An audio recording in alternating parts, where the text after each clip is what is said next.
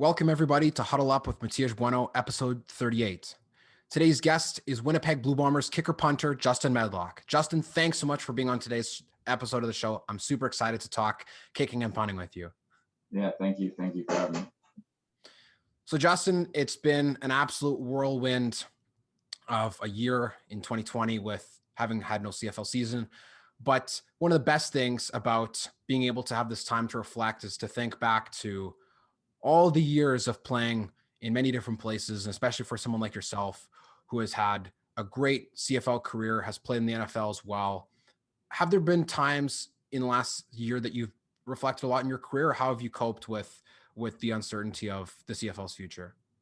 Yeah, no, it's been a crazy year for sure. I think a lot of thinking. I think everybody's just been thinking a lot. So that's definitely I'm not the only one there.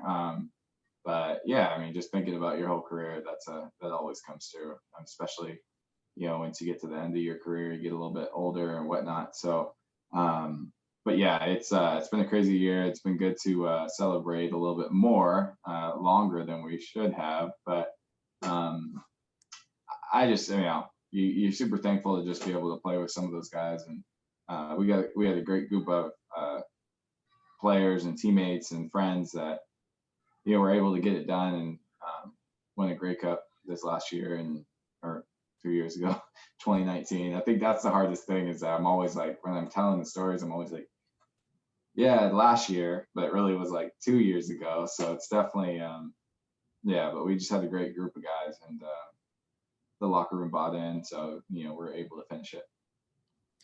And an interesting note, as we had mentioned previous to recording, was that winning with Winnipeg in 2019 was your first ever Grey Cup title in your career. How did it feel to know that after all the years of hard work and the times you came close with Hamilton and Toronto, that you were finally able to get the beloved Grey Cup ring in your cabinet? Yeah, no, it was pretty awesome. I don't know. It's just tough. I've come so close so many times.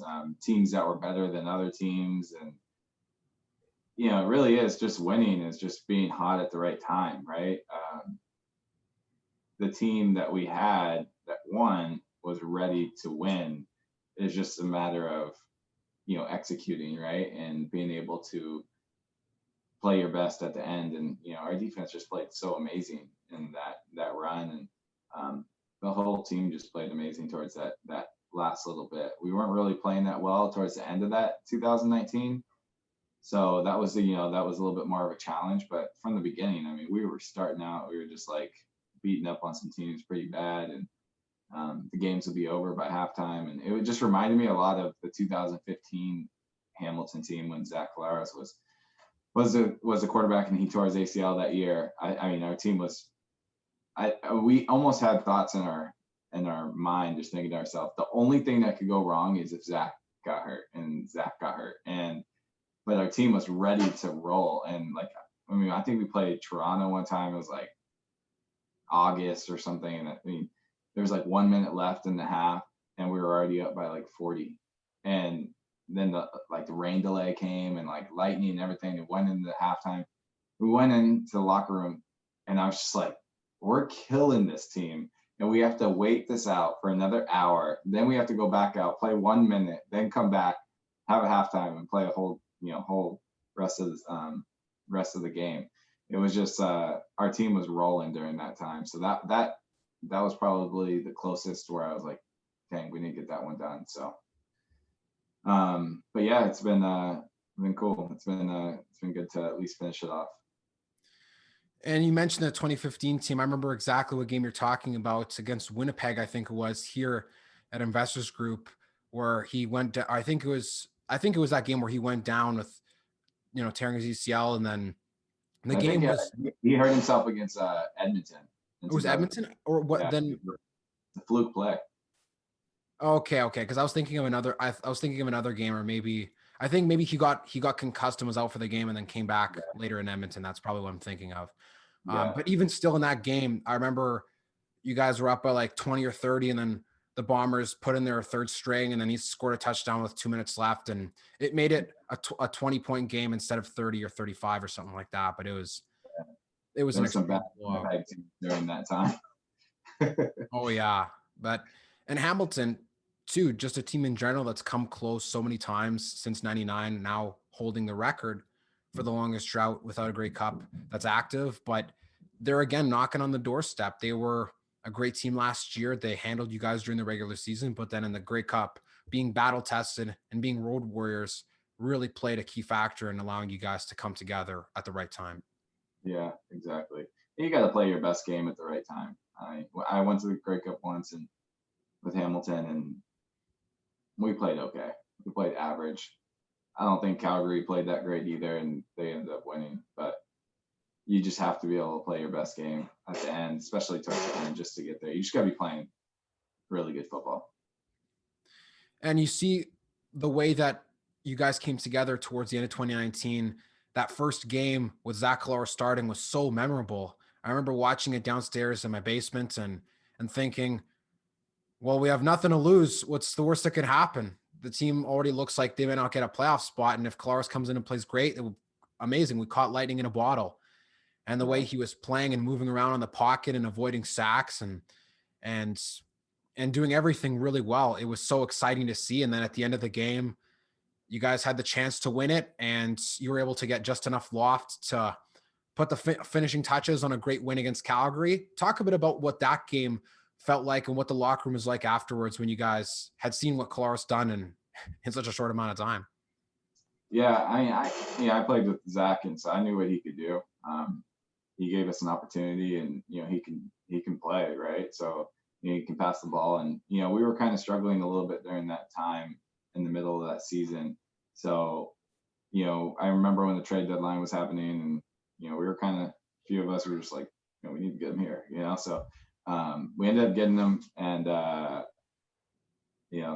kudos to Kyle Walters just finishing that deal, and we made the move at the right time. It ended up at the right time, because I feel like if that would have happened one more game, it would have been tough. So it ended up at the right time, and then just being able to play that last game, and him getting that start, playing so well. He really played well against Calgary at home, and to kick that game winner was pretty cool. It's kind of crazy because I never really kicked any game winners in IGF, so it was like one of those things I was waiting for, and then it ended up being like the last game of the season. So it was cool to get that under my belt. And you've had a few memorable game winners for the Bombers on the road, especially one of the most iconic ones, in my opinion, being the one that broke the streak on Labor Day in 2016, the first time the Bombers had won on that specific game since 2004. It was the 12-year span. I remember watching that in my res building at University of Calgary, and it was so cool to see what a great effort the team had started to pull during the first half of the season, and Matt Nichols really starting to come into his own. And quite honestly, everything coming together at the right time, but taking that gradual build up, because from coming to Winnipeg in 2016 to the team finally making the playoffs after 5 years without making it, and then slowly but surely starting to build. So what was your reasoning to come to Winnipeg in the first place? And how did you feel more and more confident in the ability for the organization to finally bring a Grey Cup to the city? Yeah, at the end of my Hamilton, I knew that was kind of be my last game. I figured I was going to try to target Winnipeg. Chad Rempel, the snapper, we had kind of kept in contact, and I was hoping that it would work out, and it did, and that was a great move. And I'm super thankful to come to Winnipeg, because it was weird when I played in Hamilton and Toronto. I think it was Toronto, actually, my first year in Toronto. I used to play at that old stadium back in the day, the Wind Stadium, like crazy wind in there. And I think for like a few years there, I played awful. I never played well. And I was like, I will never come to Winnipeg. Like, I will retire before I come to Winnipeg. And I ended up, when they built IGF, I was like, I'll come to Winnipeg now. Like, I'll play in this stadium. This is awesome. Like, I love this place. And like, it's rocking. They got great fans. But I was kind of, suspect about Winnipeg City in general, but it was just great. I'm super thankful that I was able to sign in Winnipeg and play 4 years. Should have been 5, but I'm super thankful to be able to play there. It was a great career move, and the team turned it around, and we had some good years there. And especially too, right from the beginning, I think that a lot of the fans were able to see what you can truly do when you're really on and in the zone. Because you mentioned that the struggles, was that at the Rogers Center playing in Toronto? Is that what you're referring to? No, and what's that old stadium? The old stadium. Uh, Exhibition? no, something in. It's something in. I forgot what the Canada Inn or the Canada Stadium or something. Canada Stadium or something like that. Canada Inn. The whole new stadium that they had by the mall. And they tore it Wait, down. are you talking about Winnipeg or Toronto? Stadium. Oh, okay. So, because I thought you were saying you're referring to in My Toronto, first the year in stadium in Toronto, Toronto. we came here to Winnipeg, and I was like looking at it, so windy out Oh there. yeah, you're And referring I to was Canada like, Inns. yeah, Kansas City. And like I've in the States, you play in these big stadiums that the wind just blocks it out. And so that was like the first time I ever was in a stadium where I was like, you can't play a football game in something like this, you know? So it's pretty like cool, and kudos to like Bob Cameron and Trevor Kenyon and Troy Westwood and all those guys that played in that stadium for that long, because it's a pretty tough stadium to play in. You're 100% right. And I even remember uh, hearing some stories of Justin Pilardi talking about his practice routine, because he was on, or 2011, Winnipeg was still playing at Canada Stadium. And I went to many games there as a kid. It's so wide open. There is nothing stopping the wind. You're 100% correct. And I remember seeing him talk on social media about, kickers and in their warm-up videos or practice videos, they love flexing. Oh, I just hit from 55 with a nice little breeze on my back. And Yeah. Justin would always say, okay, now turn it around and do that into the wind from 40. Use that wind, against you from 40 to 45 yards, and see how strong you really are. Because his career, as was a testament to his ability to adapt to difficult situations, considering, like you mentioned as well, Bob Cameron, Troy Westwood, kicking with that wind against it, tons of swirling crosswinds. You never know what's going to happen. That's probably one of the hardest, that was, in terms of windiness, one of the hardest places to play in the CFL. And maybe Saskatchewan too. Old Mosaic Stadium would be up there. Did you ever have the same thoughts of Saskatchewan off your list? I think Winnipeg is the worst state. The old one was the worst, the hardest stadium to kick in. Hamilton's really hard too. He's definitely a really hard. The last few times I went there, it hasn't been as bad. But I swear, it was like they opened that stadium and every game was windy when I played there.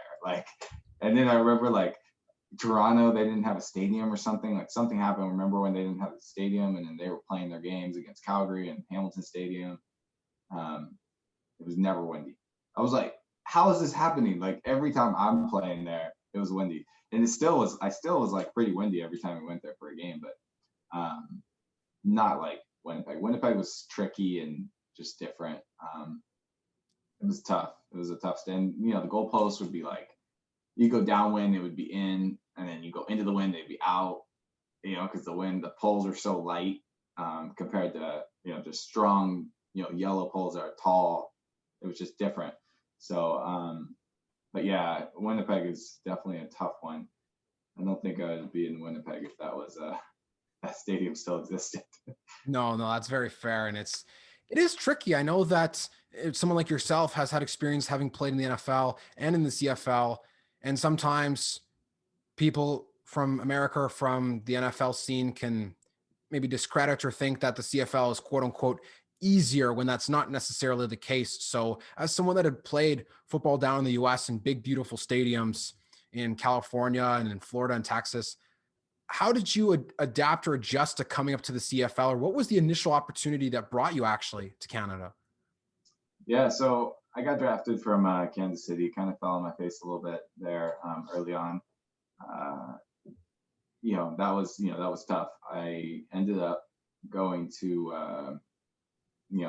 I ended up having to try out with Toronto Argonauts and ended up making it there, and went up to play the year in Toronto. Then bounced back and forth. That's when I started bouncing back and forth through the NFL and CFL route, and then just made it with the Carolina Panthers in 2012 and played there. And that was pretty cool. It was a good little road for me. It was I think that's where my career kind of took off a little bit, where I had some really good stable years. But yeah, it was just to go back to your point, it was really more just going to a tryout in Toronto, in Florida, and getting an offer and starting my career up in Toronto. It was totally different because they, the old Argonauts, they have their portable locker rooms, and so you rolling up, it's like 11:30 at night, and they're driving us in, and we stop by their locker room. They're like, "Oh yeah, we just got to pick up something from the locker room." They stop the car, and somebody goes in there, and I'm like, "Where's the locker room? Like, that's not a locker. That's portable. That's where the like elementary school goes." And it was just totally different atmosphere. But I enjoyed my time. Very thankful for the start of the journey and able to play so long. That's really interesting. I didn't know that things maybe seemed a little patched together in that setting with having the trailer locker room. That was during the time, I guess, when they were still playing in the Rogers Center, right? Yeah, they were at the Rogers Center, but then they practiced in Mississauga, which is about 30 minutes away, Mm. um, on like a grass field with duck poop all over the place, and it's different. It's different when you go to different places, right? So um, I think they still bounce around. They might have a facility now, but they're still always bouncing around, going field to field. So I think that's the hardest thing, the hardest adjustment for some Americans who have played, big schools like Tennessee and Alabama and UCLA or whatnot, and then you play a little bit in the NFL, and then afterwards they come up to Canada, and they're like, "What is this?" So, but it's getting a lot better now because Winnipeg used to be, compared to Winnipeg now, SAS, what it used to be to what it is now. The facilities are just getting better and better, and except for Toronto. Yeah, it's definitely tough for the Argos, despite the fact that they still lead CFL history in total Grey Cup wins. And I think have won the Grey Cup more times in the last 20 years than anybody else, maybe Yeah. besides Calgary, which is kind of ironic. But no, Toronto, definitely a very interesting place to go. What was it like coming to Canada? Like, what were your thoughts? Had you ever traveled to Canada before when you were younger, or was it just, or what did you expect? I think I'm just super naive about certain things. I think when they say Canada, I'm like, oh my gosh, like the North Pole. Does anybody ever live up there? But no, I loved it. Like, people are just so friendly. It's a great place to be. Live is a little tougher. I think it's a little colder for me, but I could probably live in Canada. I probably could. It just would be really culture change or climate change for me. But the people are amazing, and country is amazing. It was really cool to play football there. A little bit more relaxed than the NFL setting, but yeah, I met some great people, and just thankful for my time there. For sure. And I know that it's no fault of yours when people from the southern U.S. in terms of their understanding of Canada, or where it is, what things are like there, how people are, what the weather is actually like. And it's very interesting having those such different conversations where Canadians oftentimes may know lots about American geography, know it, have visited all over the US, whereas in the opposite scenario, it's not as much. But there are some people for sure who do know quite a bit about Canada and have had great experiences. And are you originally from California yourself? Yeah, so I'm from California, from the Bay Area. Went to school at UCLA. I mean, Canada is great. I think it's a great place to live, and just certain areas are just different than others, right? Like Winnipeg's super small, and I think some people get turned off by it, but it's a great place, a great um, smaller area. I think that Winnipeg's still a big city. It's just everything outside of it's very small. But everybody's just really friendly. It's all just a little bit different. You have your big cities like BC and or Vancouver and Toronto, and but yeah, it was great. Growing up as a kid, were you a big football fan, or what sports did you like following growing up in the Bay Area? Never really like a big football fan. I was always like basketball and soccer. So it's weird. My kid's like the same as me, just like a little mini me. He just plays sports all the time, just asking me to go do something. So um, I guess it's my fault for how he is, I guess. So, But yeah, no, I was always like into sports. So, but nothing, no, like not a really big football fan. So. So then, how did you end up playing football? Was it the classic kicker tale of I played soccer and then eventually someone come and asked me to join the team? Yeah, basically.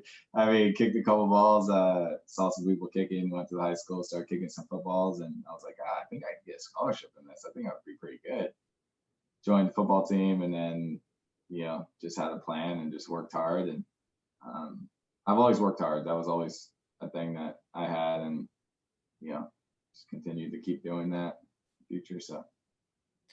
So then let me ask you this: as a kicker, there's many stereotypes that exist within kicking that I myself have experienced as well from the time I played football in the last year of high school and afterwards. People always ask you, "Oh, did you play soccer before? You must have played soccer before." And one that I think a lot of kickers get as they get older, once they get to the pros, is, "Oh, so you must like golf, or you must be really good at golf." Would you say the same applies to yourself? Yeah, yeah. No, I'm definitely good at golf. I like golfing, and I was actually just talking to somebody about a golf membership the other day. But yeah, it's I mean, kickers are really good, quarterbacks are really good. Matt Nichols is really good at golf. I played with some really good golfers some really good football players that are good at golf. So never really the linemen; they're too big, or even the big linebackers are too bulky. So, but yeah, no, we play. Were you the best golfer on the Bombers, or who was the best person that competed with you? Yeah, I probably am. I mean, Matt was pretty good. He's pretty good. We'll have some good matches, but I would say probably 8 out of 10 times I'm going to beat him. So, but he'll have some good matches. He's good too. He's really good. I think we'd be like the same. If I started practicing, I'm probably going to beat him 10 out of 10 times. If I slack a little bit, then I'll probably beat him 8 out of 10. But he's a player though. He's a stick. So then let me ask you this: who's your favorite golfer, or do you not have one? Oh, Tiger. Yeah, Tiger. I'm a Tiger fan for sure. Yeah, Tiger, he's unbelievable. And it's interesting because about golf, like I never really watched or paid attention to it ever, especially through most of my football career. And it wasn't until I got a job working at a golf course when I was living out in BC and really got to dive into the culture and the game of golf and start to watch some tournaments and some events. And I remember seeing a video, it's like a famous video on YouTube of Tiger hits 3 wood 270 yards. And I used to always think, I'm like, how do you get injured playing golf? Like maybe your back, okay, sure. And then I saw the way his knee twisted and all the effort that went into it. I was like, okay, that makes 100% sense why you'd get injured playing golf. Yeah, there's usually some like wrist injuries, back injuries. I don't know. That's probably it. You get neck. I actually had a freak neck issue that I got on the golf course. I was just banging some balls away, just grinding out there one day. And I was just hitting driver after driver after driver. And I was like, I must have hit like 70 drivers. And I was just like working and and I just, that like kind of hurt. And then like about 5 minutes later, I was like, okay, I'm like spasming. I'm like, can't move my neck. And then for about 2 weeks, I couldn't do anything. And I actually had issues. I still, to this day, kind of still get issues with my neck. So, yeah, back and neck, no fun. No, yeah. And especially with a game that people like to play into retirement of, I guess, professional sports or after career, you look at someone like Tony Romo or Matt Ryan, some of those guys in the NFL who are actually really, or Larry Fitzgerald as well, super good golfers. I find that so fascinating and quite enjoyable actually to see the great athletic skill that transfers to such a very underrated game in terms of its difficulty level, because you watch on Yeah, TV or when you watch other people do it, it always looks so easy. When you go out yeah, there and do it, it's way, way, way harder. exactly. I think athletes in general, they might have played baseball. They have a swing at least. Very good at visual learning, right? So they can watch something and be like, oh, I just need to do this, and they figure it out. Athletes get a little obsessive about some things. So you'll see some athletes like Tony Romo get obsessive about golf, or Robbie Gold who gets obsessive about golf. So and they put in the time, right? So that's probably why they're so good in a sense. So No, that's very fair.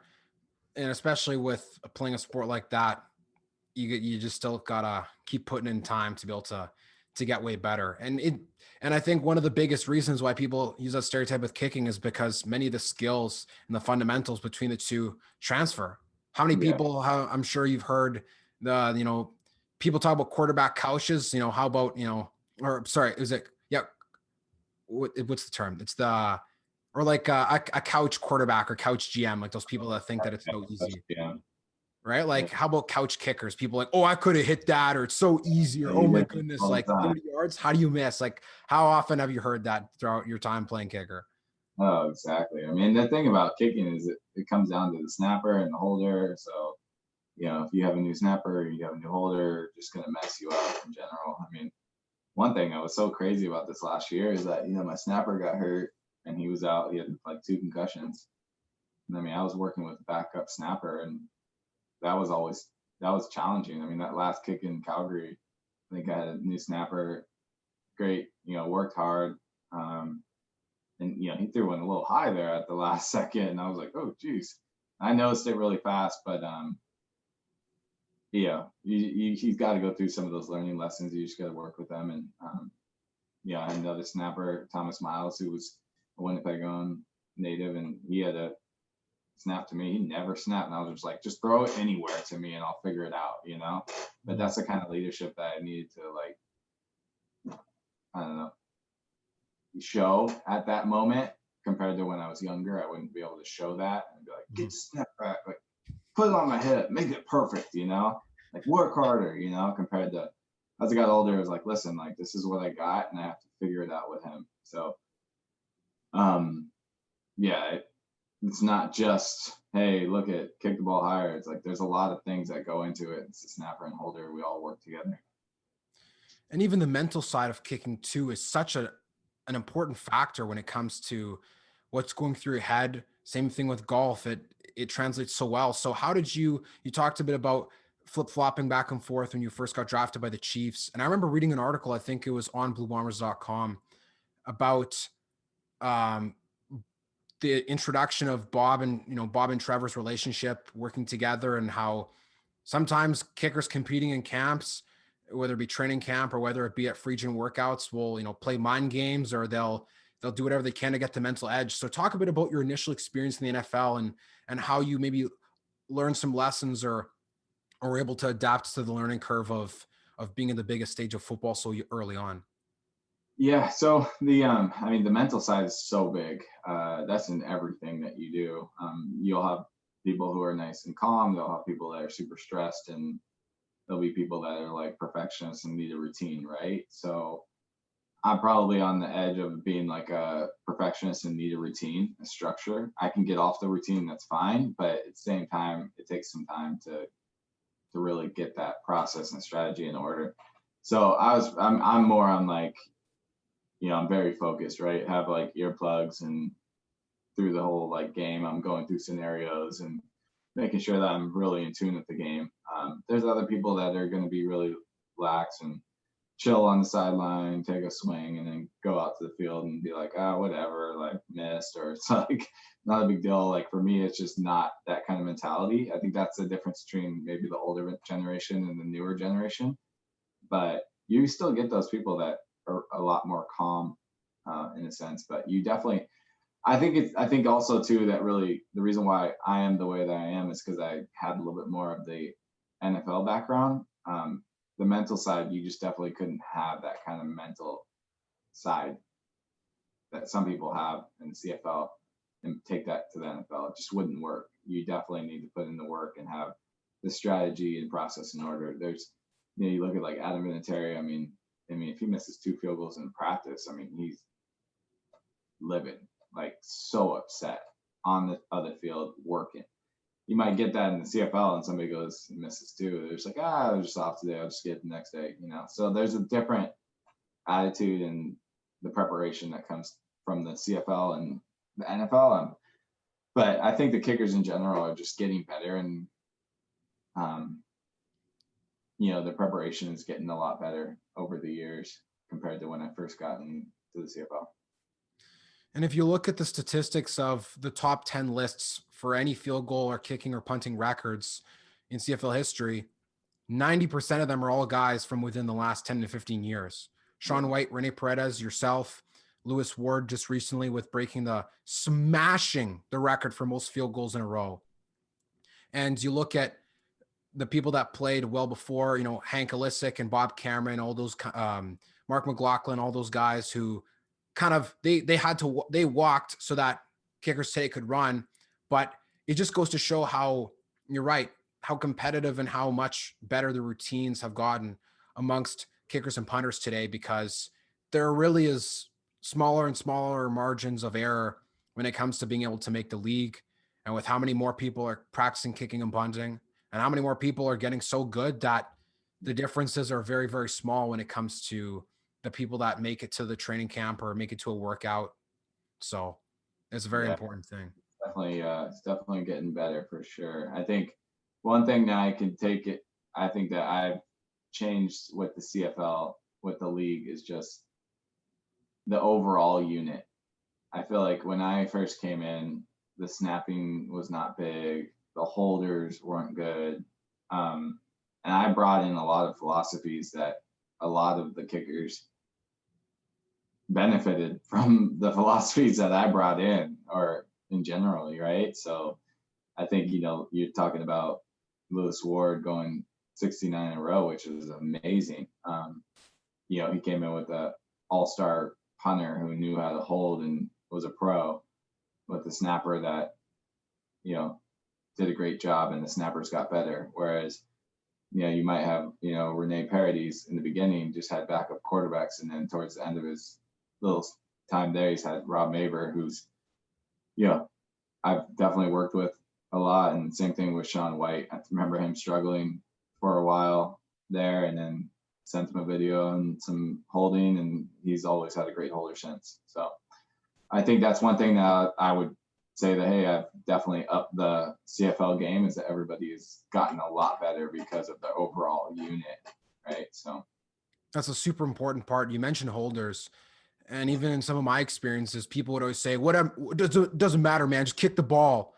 Or, why does it matter the way you hold it? What if you get a bad hold? And obviously you can't be so meticulous that you'll never kick the ball if there's a bad hold. But in terms of consistent routine, you can't have someone that leans it in. If you're a right-footed kicker, they lean it to the left. Or if you're a left-footed kicker, they lean it to the right. You just can't have stuff like that. Or a snapper that is a loose cannon, or especially with the holder, the way they put it down, if it's not in the same place every time. Those things, they all add up. And especially with the success. We're professionals, right? So, our job is to be great, be pros, and we rely on those people. Just like in any job, if you rely on something to get done, it's going to need the team to get that thing done. And if it's not getting done because of one person's slack, then probably gonna get fired or whatnot.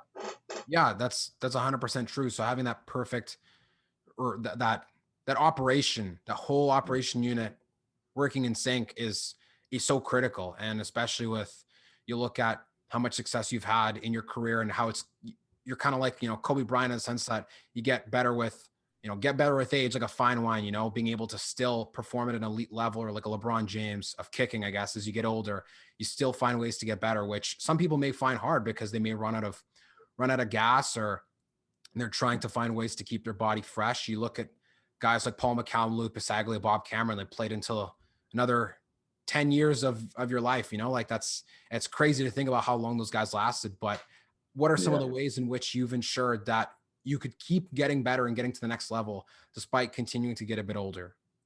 Yeah, I think as kickers, you could just play for a while. You can play for a long time. It's your choice if you can continue to do it. But, I think speaking of Paul McCallum, I think, that's one guy I really respect. Just his mental side was just so sharp. He wasn't the same kind of pro that I was, but he was just very focused and technically sound, and he made some big kicks. So, sorry. No worries. He was, sorry. Okay. So that was saying about Paul McCallum. I'm like really that's one guy I really look up to. And I think you can play in the league for so long if your mental side is just continuing to get better. It's just a matter of whether you want to play or not, right? So, um, I would say, you know, my mental game is sharp and can play for a long period of time. It's just your choice of what you want to do. So in terms of kickers, you talk about Paul McCallum being a guy you admire as a professional. Were there guys in the NFL or still guys to this day whose game you really admire and really look up to? Oh yeah, I mean the kickers now are so good. I mean Justin Tucker is just awesome. It's kind of weird to watch him in the playoffs getting a little bit of a slump, and then it started kind of like creeping in his head. And just shows you like when you're off a little bit, those like you just don't put a very confident swing on the ball, and then things kind of get a little shaky. And instead of being down the middle, you're sitting to make it just inside the upright. And he was starting to get a little bit, I feel like, in his head a little bit. So that's a one. And then Adam Vinatieri, obviously, the guys that I've come across that I played with that I loved playing with was probably Robbie Gould. Um, you know, Robbie Gould he's a pro, right? He's not very he doesn't wow you, but he's competitor, he's focused. He kind of goes about the same kind of way that I would go about actual pigging in general. So I like watching him in general, but he doesn't have like this big, powerful leg, so it never really wows you. But I mean, he'll play for a while. He'll definitely, just because of he's in shape, and these athletes are in such good shape, they can play a longer period of time. You're 100% right. Especially, I like the example you bring up of Robbie Gould, a guy who I've watched him play for several years now. And you're right. It doesn't pop off the wall like, oh my goodness, like, wow, look at, or like Tyler Bass, I guess recently, hitting from It's 55 good. plus how many times, like, oh wow, look at his leg, or Greg Zerline or any of those guys. But he's so, like almost like a Sean White, right? Like Sean White, you don't see him blasting him from 60, but you never see him miss from like 50 in.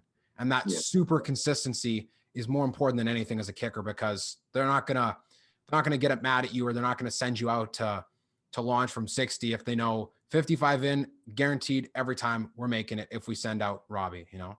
yeah, exactly. I would always pay a kicker. I would kind of punter. I would be like, you can just you can get a new one and pay cheaper. That's how I would go about things. But because I feel like everybody can just like boom the ball, and it's a little different in the CFL, but in the NFL, I wouldn't pay a punter at all because they just hit it high and fair catch. And it's the same thing.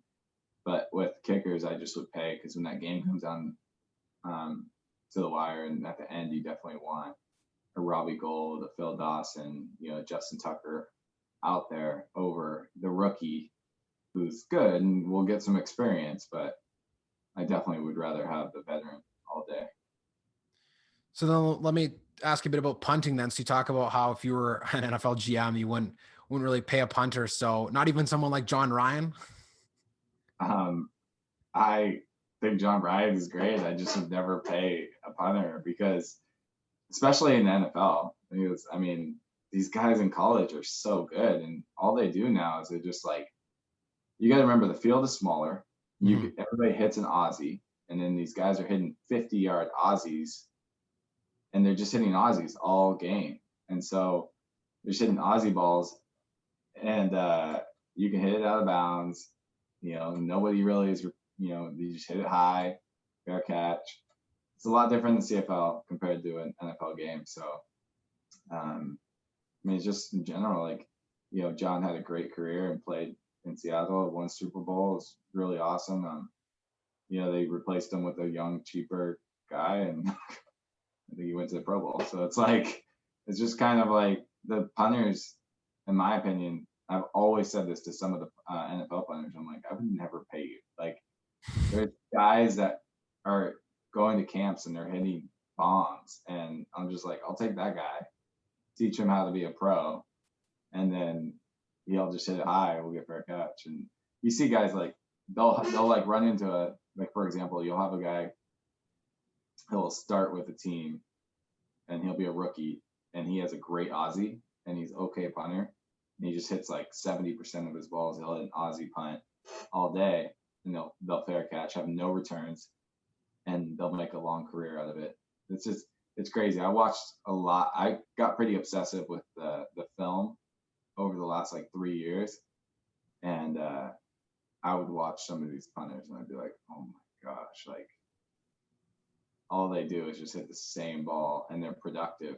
And then you get some guys who are just all over the place, big legs, you know. So that's what it is.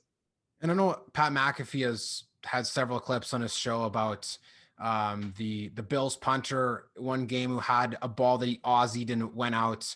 I don't know. I don't know if he Aussied it like vertically. I think he did an Aussie, like it was a risky Aussie. He was talking about he held it So like, like it's the same thing. So you just aim like you're going left. So that's what made me a lot more successful over the last few years.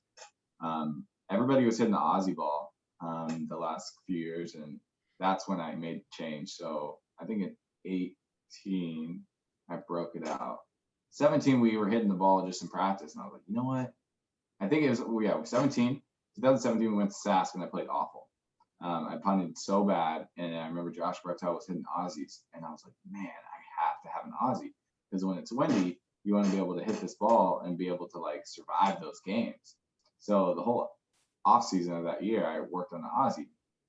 And the first game I go in there to go hit the ball on 18, it was like awful. I'm like, oh my gosh. But I was like itching because I'm like fuming, because I'm like the whole week, I'm like, I can't wait to get this ball. I'm going to get it. I'm going to like crush it.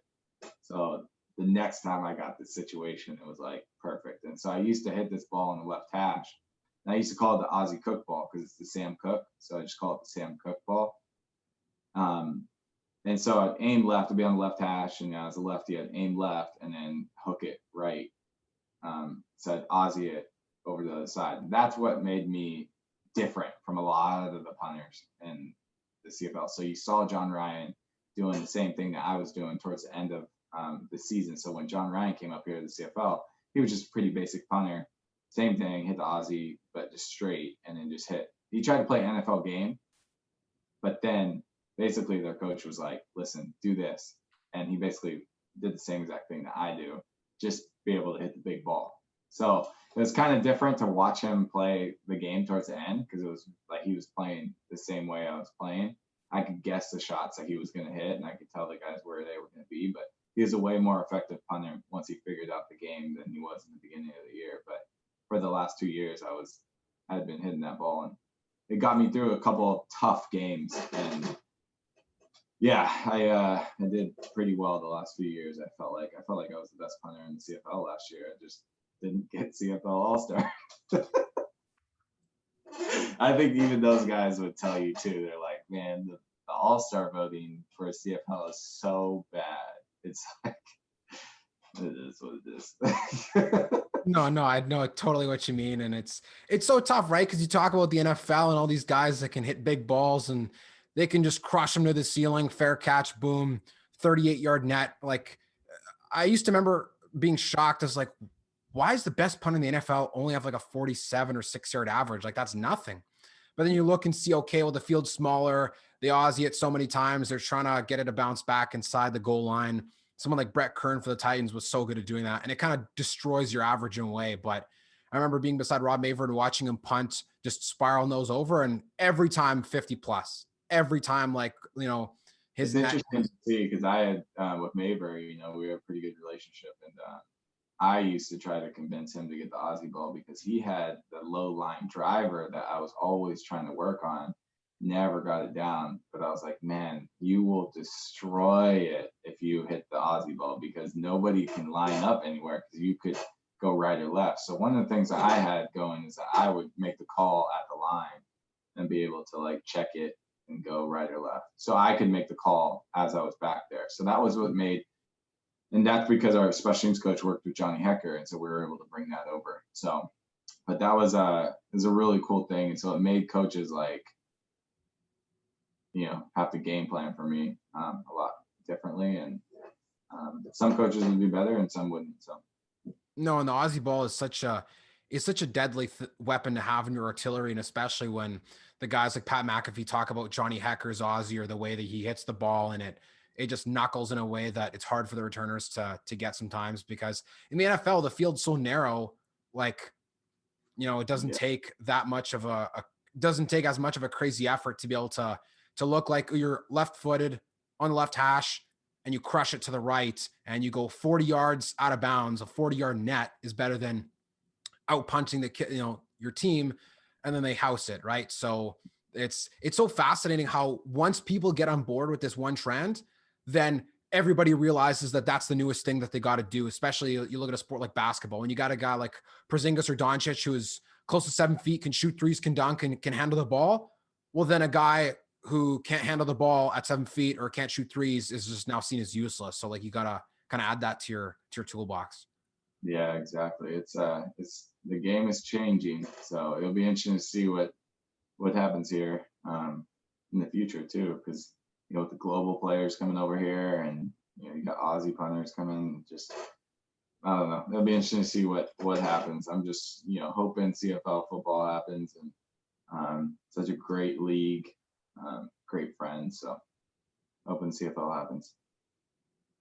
I would 100% agree, and hope that it does happen, because there's so many great times to be had. And thinking about everything that was so magical about the Bombers winning the Grey Cup, or I guess going on 2 years ago now, the celebrations, the way the season went, the ups and downs, and all the things that came together in the Grey Cup. And I was actually at the Grey Cup in Calgary with my friends, and one of the things that I found a bit, and this is no slight on anything that happened in the Grey Cup, but a bit anticlimactic, was the times that you guys came close to scoring a touchdown, and then after Yeah, review, the room on the field is that Rasheed Bailey dropped it, so you have to send out the field goal unit, and the number of turnovers you guys got, and then Justin comes out again and bangs in a 20-yarder or bangs in a 30-yarder. But so did that make you feel excited that you got to be in the spotlight a little more, or were you like, I just want touchdowns and extra points, like don't I send me mean, up for at 40? that point, I just want to score. I just want to win. I think at that point, I didn't really care.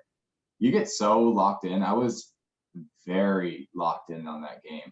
I was always like, just one, because I think I learned from that year, 2014, is that it's going to be every play. It's going to be important.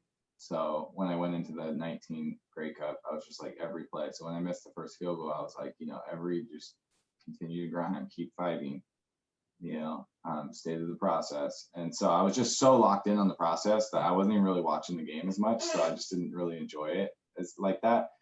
So I mean, towards the end, I was like, oh, I had some field goals I didn't even know. And I was like, oh, I had 6 field goals?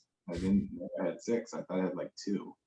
So it's weird how it just goes by. When you're in tunnel vision, it's like you just don't realize what's going on in the game. But you watch it and you go, wow, you're really kicking a lot of field goals there. It's weird. Then you go back to like this Calgary and Sask game, and you're in the moment, but you're like, not like I was in the zone, but it was like I could tell you everything about those games, especially Sask. I think that just brings out the fight and focus that I had. I was very competitive with a lot of those 2 teams, especially Hamilton too. Those 3 games were really, you want to put out your best effort. And I mean, especially Hamilton, a team that used to play on, and you and Hiralahu kind of trading places in a way, because he was a Hamilton guy who used to play for Winnipeg, and you're a Hamilton guy that now played for Winnipeg. So I It would can have only been a bad imagine. thing to lose to Hamilton. I was like, oh gosh, if we lose to Hamilton, I have to live this down and live it up and hear Simone Lawrence talk about this for a long, long time. So I'm glad it didn't happen. So yeah, it's just crazy, like, to look at that team. And I mean, there was no doubt, like, we were gonna win. Just you kind of just wonder how we're gonna play. But just looking back at it, I'm like, there's a reason why we were going to win too. Just our mentality and fight for the team is just, unparalleled. And what did it feel like after the final kneel down to see everything that you guys had achieved, especially in terms of your relationship with another former Tiger Cat and Zach Collaros, you guys both having played with Hamilton together, you mentioned earlier, and having conquered Hamilton, and Zach Collaros kind of being in that last dance position, where he had, played for Hamilton and then went to Saskatchewan, and then they traded him, and Simone Lawrence had the shot that knocked him out for most of the season. And he sat down and said, and I took that personally. Yeah. No, I definitely wanted to win. I just wanted to win a Grey Cup, to be honest. I wanted to win a Grey Cup. I know it felt like the year before. I felt like I was on top of my game. I played an amazing game. I felt like pretty flawless game, actually, to be honest with you, against Calgary. Like brought my A game. I knew I needed to bring it, and especially when you're playing against two great kickers too in general. So, but yeah, just going to the Hamilton game, I think that Zach, like, he just wanted to beat Hamilton. He didn't really care about the Grey Cup. I think he cared about it, but I think he just wanted to beat Hamilton. And every athlete gets into those moments. I don't think it was Hamilton for me. It was more just winning the Grey Cup. Yeah, no, for sure. And that makes a lot of sense. And the celebrations and everything that followed and the parade, it was all such a great moment to soak in. And what did it all finally feel like when you were able to hold the cup in the best Jets jersey that they have, the 90s one with the good old Timo on the back, and to be able to celebrate with your family? What was that feeling like after all these years? Yeah, that was pretty cool. That was definitely really special. Yeah, I mean, gives you like some goosebumps just thinking about like going back to Port de Jab, and it was definitely a lot more than I thought it was going to be. Um, yeah, it was just pretty special. Those guys on our team, especially a guy like Andrew Harris. He's from Winnipeg. I mean, he should be very proud of himself that he really put us on his back, and he brought a Grey Cup to the city, and he'll always be able to talk about it and live it down. I think that's something he should be very proud of, and I'm just a little part of it. I don't really look at it as like a big part. So. Well, Justin, we're getting towards the end of our time here, so I wanted to ask you a few more questions before we wrap up to conclude today's episode. Yeah. Okay, so the first question I have to ask is, what's the three most memorable field goals you've kicked in your career? Okay, top three. All right. So number one would probably be against Chicago, Carolina. Just everything that meant to how hard I worked to get back to the NFL and to kick 5 field goals in that game, and then to come down to the fourth quarter and make a big kick with 1:30. If I don't make it, game's over. Ended up Robbie Gould coming back and kicking the game winner against us, but that was a pretty cool one. Hit the post, knocked it in. One of the toughest stadiums to play in. So that was probably my number one. My number two, they're both like a flip flop. So number two would definitely probably be the Hamilton one in the East Divisional Finals against Toronto.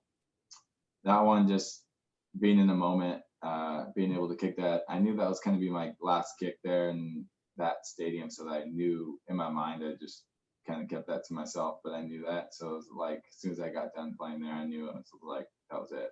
I was probably never going to be playing there as a Hamilton Ticat. So that was probably my number two. And then my number three is obviously the Sask Winnipeg Labor Day Classic. It's a pretty cool one because, the thing that was special about that one is the Sask Winnipeg rivalry.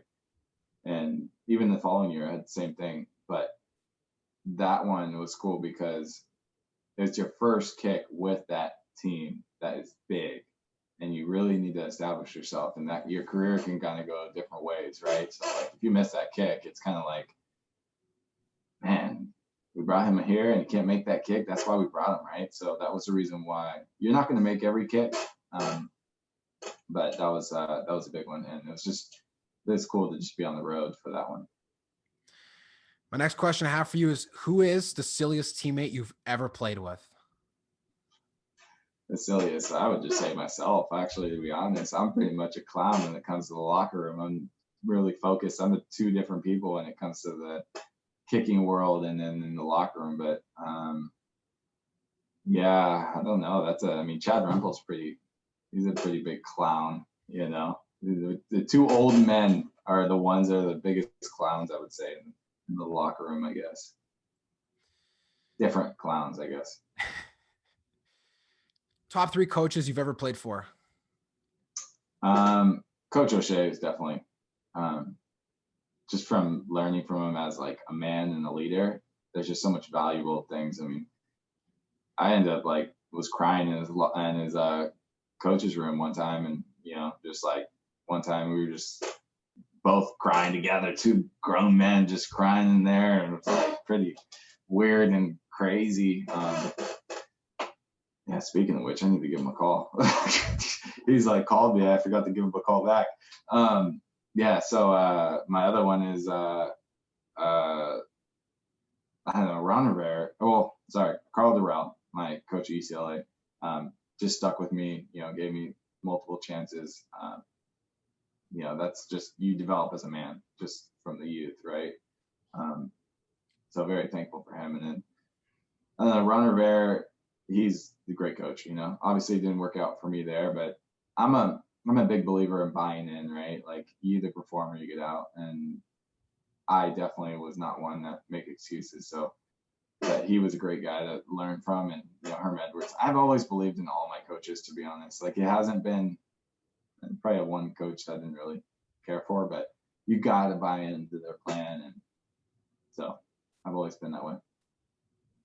No, it's very, very great points you bring up with those coaches that you mentioned, especially someone like Ron Rivera with everything he was able to accomplish with Washington this year and overcoming cancer is truly tremendous to see the character and the resolve that some of these men have on the players and the impact it has on their lives just from playing football.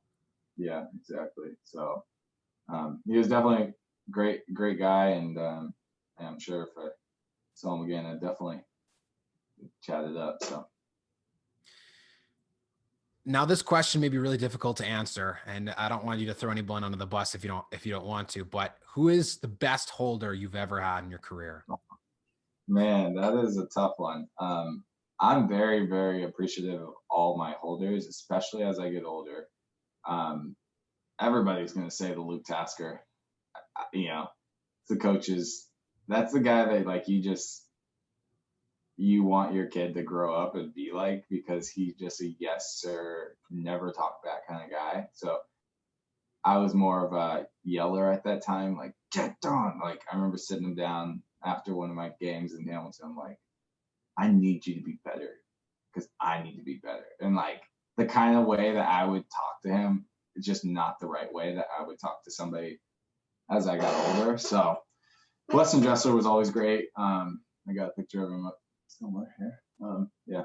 And then, I mean, another guy coaches, just a dream guy that you would definitely want your kid to grow up and be like. But I mean, all of them have been great. Matt Nichols, Matt Coates, like even Sean McGuire. I mean, I fired him in the middle of the season and brought him back, and he gets older at the end of the year. I mean, every single one of them have always been great. So, but I would say probably Luke Tasker. That's a tough one. Oh yeah, and especially with so many guys you listed, it isn't easy to give one answer. And the final question that I have for you is: you've been well known for your star your star as a social media dad that is very, very outgoing and very silly, as you had mentioned before. What are some top three goals you have as a parent after you're done your football career? Yeah, I mean, that's a tough thing too, right? So, I don't use social media in the sense that I definitely want to keep it professional and don't want to put myself out there and say the wrong thing. So I definitely don't pick those battles. Just use my social media as my kid and whatnot.